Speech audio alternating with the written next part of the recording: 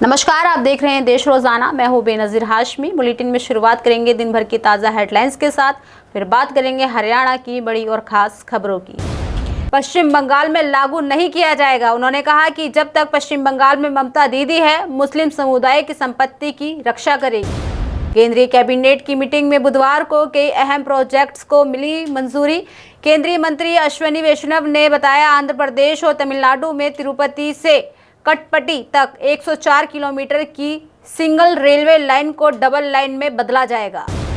देश भर में भीषण गर्मी के बीच बिहार में बिजली गिरने से 3 जिलों में 10 लोगों की हुई मौत।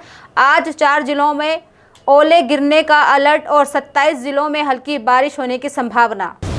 तो वहीं गया में केंद्रीय मंत्री जीतन राम मांझी की नातिन की बुधवार को गोली मारकर हत्या कर दी गई।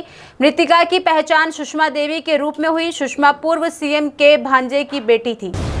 आज बात करें सोने के दाम की, तो सोने के दाम में आज तेजी रही। India Boolean and jewellers association के अनुसार 10 ग्राम 24 कैरेट सोने के दाम 808 रुपये बढ़कर 89,358 पर पहुंचा।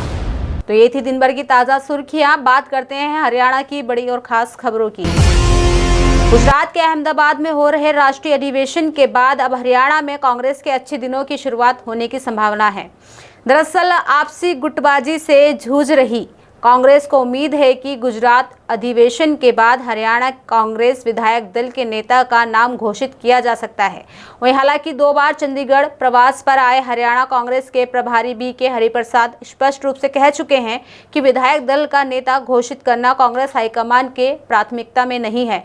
कांग्रेस हाईकमान पहले राज्य में 11 साल से लंबित संगठन खड़ा करना चाहता है, उसके बाद ही विधायक दल के नेता के नाम पर विचार हो। आपको बता दें कि कांग्रेस प्रभारी की इस बात के बाद राज्य के नेताओं ने पार्टी अध्यक्ष मल्लिकार्जुन खड़गे और KC वेणुगोपाल तक लॉबिंग की।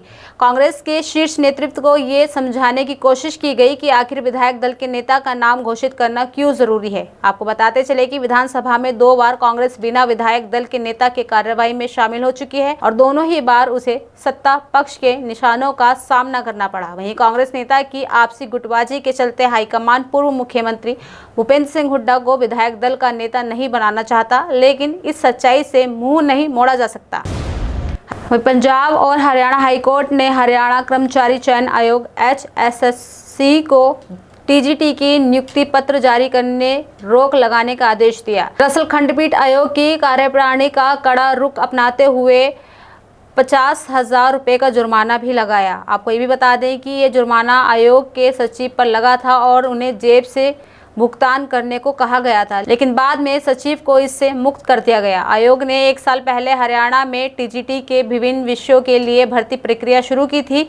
दरअसल परीक्षा लेने के बाद आयोग ने उत्तर कुंजी जारी करते हुए आपत्तियां मांगी थी।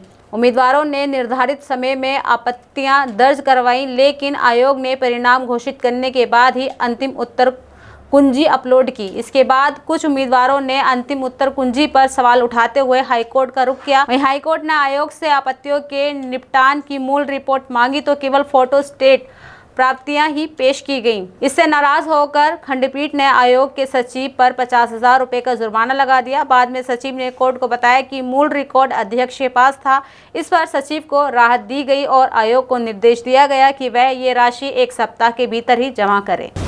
हरियाणा की सुनारिया जेल में सजा काट रहा डेरा सच्चा सौदा प्रमुख गुरमीत राम रहीम को एक बार फिर राहत मिली है।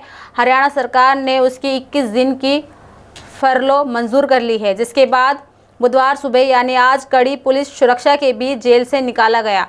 इस बार राम रहीम सिरसा स्थित अपने डेरे में समय बिताएगा। खास बात यह है कि उसे लेने के लिए उनकी मुंह बोली बेटी हनीप्रीत खुद रोहतक पहुंची थी। आपको ये भी बता दें कि 2017 में बलात्कार और हत्या के मामलों में सजा पाने के बाद से गुरमीत राम रहीम अब तक 13 बार जेल से बाहर आ चुका है। इससे पहले दिल्ली विधानसभा चुनाव से ठीक पहले जनवरी 2025 में उसे 30 दिन की पैरोल मिली थी, जिसके बाद वह सिरसा डेरे में रहा। हरियाणा सरकार की ओर से बार बार दी जा रही छूट को लेकर कई सवाल भी उठते रहे हैं। आलोचकों का कहना है कि सरकार का ये रवैया संदेह पैदा करता है, खासकर तब जब चुनाव नज़दीक होते हैं। राम रहीम को जेल से निकालने के लिए हनीप्रीत खुद कमान संभालती हैं। वह सुबह जल्दी रोहतक की सुनारिया जेल पहुंची और पुलिस की भारी काफिले के साथ राम रहीम को लेकर सिरसा के लिए निकल गई। वहीं साथ में ये भी बताते चलें कि इस दौरान सुरक्षा के कड़े इंतजाम किए गए थे। पुलिस ने रास्ते में किसी भी तरह की अनहोनी से बचने के लिए पहले से ही सारी तैयारियां कर रखी थी। वहीं पलवल जिले की होडल की अनाज मंडी में हरियाणा सरकार के खाद्य आपूर्ति मंत्री राजेश नागर पहुंचे और मंडी का निरीक्षण किया। किसानों और आढ़तियों से बातचीत भी की। मंत्री राजेश नागर ने कहा कि होडल की अनाज मंडी को मॉडल मंडी बनाया जाएगा, जो हरियाणा की मंडियों से अलग मंडी होगी।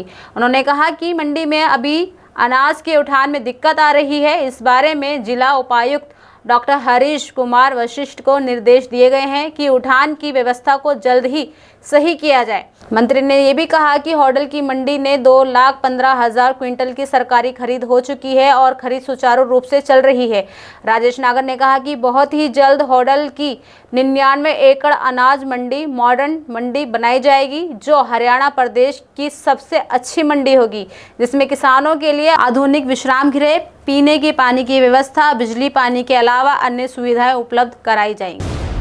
बात करें हरियाणा की मौसम की, तो अप्रैल की शुरुआत में ही हरियाणा में गर्मी अपना रुद्र रूप दिखा रही है। मंगलवार को सिरसा जिला प्रदेश का सबसे गर्म रहा, जहां पारा 42 डिग्री के ऊपर चला गया। आपको बता दें कि मौसम विभाग के अनुसार पूरे राज्य में अधिकतम तापमान में 0.2 डिग्री की वृद्धि हुई है, जो सामान्य से 5.1 डिग्री अधिक है। इस भीषण गर्मी ने लोगों का जीना मुहाल कर दिया है। मौसम विभाग ने बुधवार के लिए सिरसा, हिसार, भिवानी, चरखी दादरी, फतेहाबाद, रोहतक में लू का हाई अलर्ट जारी किया है। इसके अलावा 12 अन्य जिले जैसे महेंद्रगढ़, रेवाड़ी, झज्जर, गुरुग्राम, पलवल, मेवात, फरीदाबाद, सोनीपत, पानीपत, जिंद, कैथल और करनाल में येलो अलर्ट घोषित किया गया है।